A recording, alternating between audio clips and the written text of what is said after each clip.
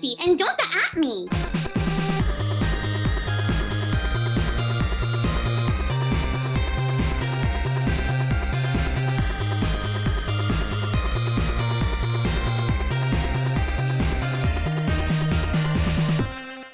Hello everyone, today I am over the moon to be having a chat with the person responsible for one of the most unique voice performances I've experienced in a JRPG. I loved it. Of course, I'm talking about the Lisa Kay Jennings. How are you this evening, Lisa? Hi, I'm doing really well. How are you? Yes, I'm wonderful, absolutely wonderful. I'm so glad that you could join me. Tama, if people don't know, you are Tama in World of Final Fantasy, and I know it's got a lot of haters, but it's got a lot of lovers. I'm strictly on the lovers side. It was just such a unique voicing. It's out of this world. So there's a ton of questions about the syntax that Tama uses and that kind of thing. But I thought we'd just start off with, was this your first video game project, or did you work on others before? It was my first in a while. I have done a few video games. I did a Nerf In Strike video game a long time ago. I for Electronic Arts, and then I did the sequel to that. But that was really it. Most of the time, I don't do very many video games because I don't really get video games very often. So this was a cool shot for me. Yeah, so how did it compare to, say, working on other things? Because I see you've done like TV shows a lot. So I know that Square Enix can be particularly secretive. So what was different about this project compared to other projects outside of video games? Well, for one thing, I didn't know what I was working on. I knew it was a video game, but the title was a code word, and my paychecks were under that code word. I had no idea until the release of the game what I was working on. So that in itself was really different from anything that I'd worked on. Yeah, that's really crazy. Good. Are you allowed to share that code word by any chance? I don't know, so I'm just not going to. Yeah, that's probably a good thing. So obviously you said it was like, you didn't even know what the thing was. So the character of Tama, was there something specific they were going for? Like what was sort of what did they want from Tama? I think when I got the original audition, I couldn't tell you exactly what it said, but pretty much what you see, in Tama now, like a very cheerful, upbeat character with this really cute speech impediment, if you want to call it that. And I don't even know if it told me that she was sort of a guide, but she was definitely cute, and that's definitely a word that I would encompass, that describe that from the very beginning.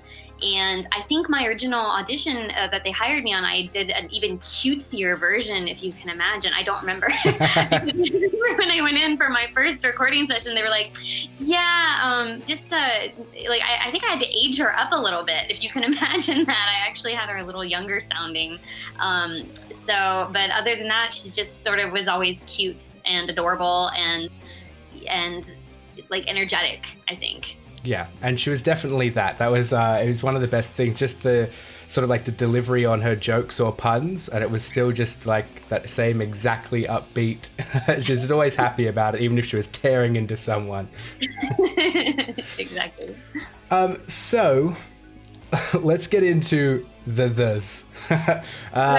Was all of that written in the script? So were the thes there? Yes, the thes were there, but we did have to move them sometimes. We were listening to the Japanese version, and sometimes for timing, we had to cut lines down or lengthen them. And so occasionally we got to pick where to put that but yeah, it was there from the start. That's really interesting. So it was sort of like a way to help you match the Japanese voice lines, like the timing. Sometimes, yeah. Because you could sneak in an extra there, and that's perfect. Yeah, there you go. Throw an extra that in there, and we're good. All right, so you sort of touched on this there, but was there any sort of was there a punctual rule for where the extra thes went? Like, were they, supposed to be always in front of a verb or a noun or something like that? Or was they just where they fit?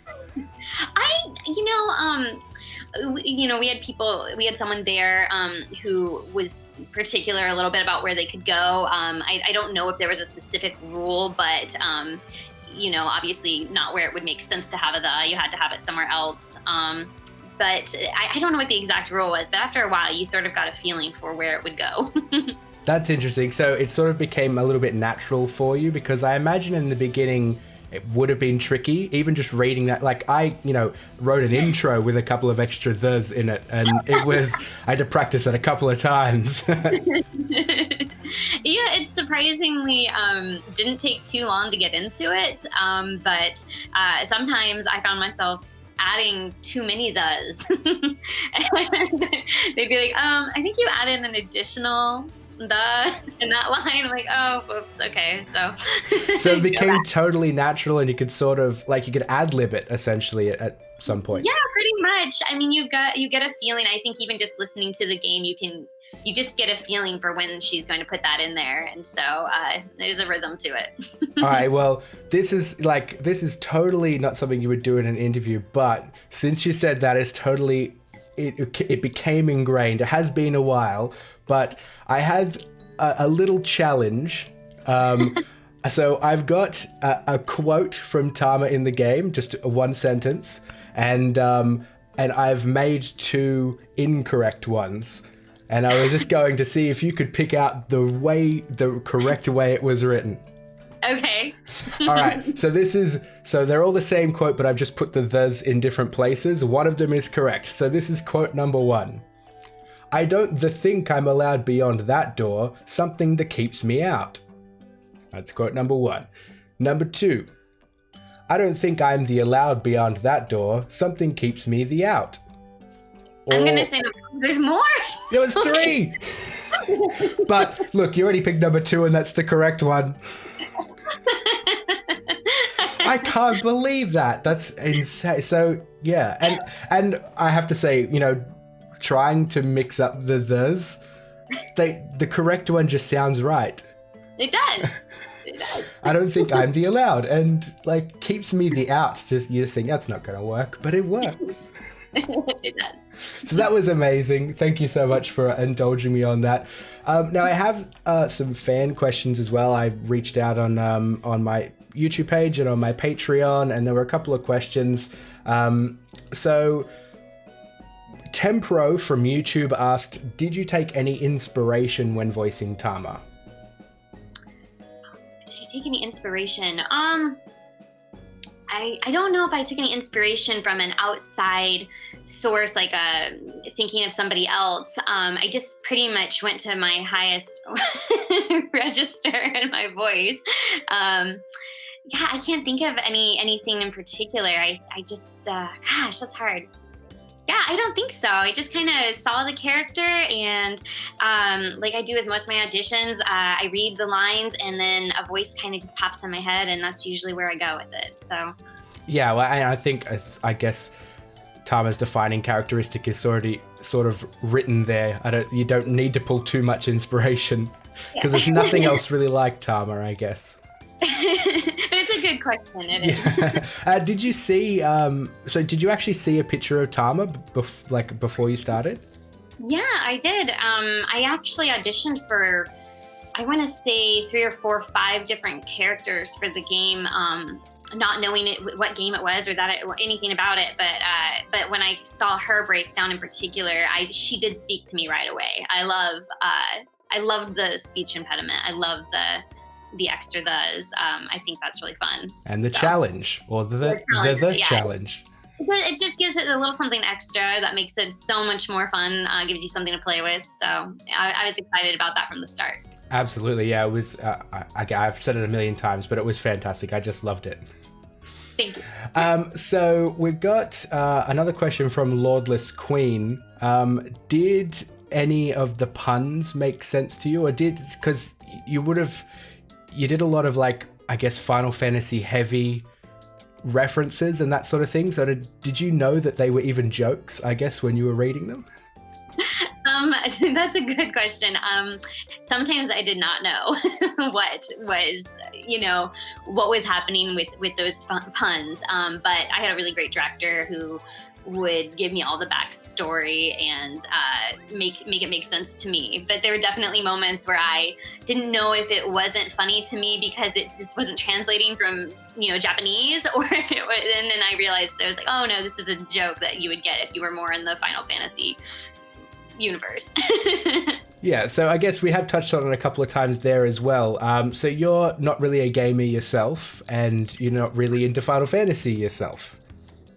I really wasn't really ever a gamer, except for when I was younger. I, played like the old Nintendo systems, but I never really got into the gaming. As soon as things got really high tech and like 3-dimensional, I was like, oh, this is not for me. It's too confusing. So I wasn't a gamer, and so I didn't really know much about it, but I did know of the franchise. I've heard of it, and when I found out that that's what I worked on, I was like, oh, I worked on something really cool. But I didn't know much about the franchise itself. So did you try a little bit of World of Final Fantasy, or listen to yourself back, or did somebody try it since you were in it? I didn't get to play it just because I don't have a console and I didn't know anyone who did, but I've seen a lot of the gameplay online. Of course, when it came, I was really excited to see that, to see the game. I did speak on a panel at PAX when it came out, and so I got to see some gameplay there too. So I have gotten to see a lot of the game, which is really cool. And I saw some of the game when I was recording it. Not always. Sometimes we had pieces of the game, and sometimes we had nothing. But I did get to see it occasionally while we were working on it. So that was really fun too. Even though I didn't know what it was still really cool to see. Yeah, that's awesome. So Liam Sullivan from Patreon asked if they end up making another version or like a sequel, or if Tama was used in another game, would you be willing to reprise that role?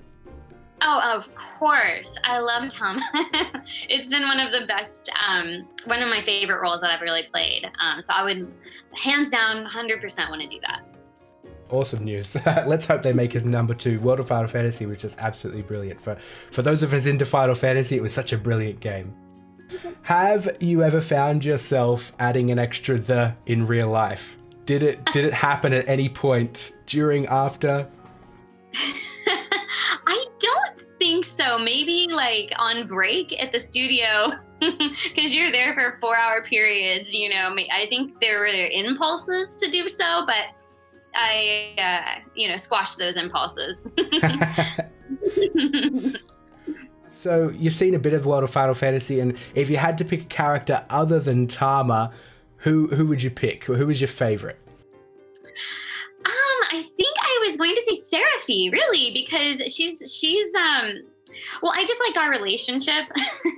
I liked our relationship in the game. She's kind of almost sisterly in a way sometimes. Like, we kind of butted heads and got on each other's nerves. She liked to pull little jokes on me, and so I enjoyed those scenes with her.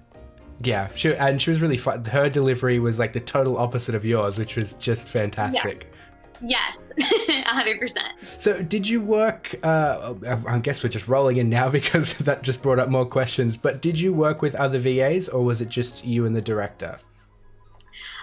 It was just me and the director. I did get to meet 2 of the other people who voiced, and I got to meet, Lon and Rain's character when I did the panel, and so that was really fun to talk to somebody else who'd been on the game and had the same experience. Yeah, that seems to be a lot of the experiences. It's just sort of you and the director, because I guess that just makes the most sense. And but you could sometimes work with like 20 or 30 incredibly talented other people, and you've never met them.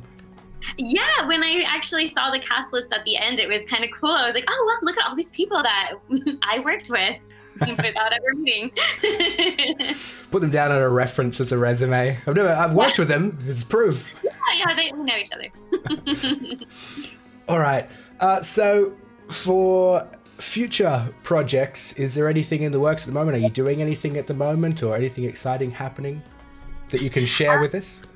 Yeah, well, I'm currently working on Miraculous Ladybug and Cat Noir. I'm not sure if you're familiar with that cartoon series, but I'm playing the character of Lila Rossi, and my character's coming back. So I'm doing that right now. So that's been really fun as well.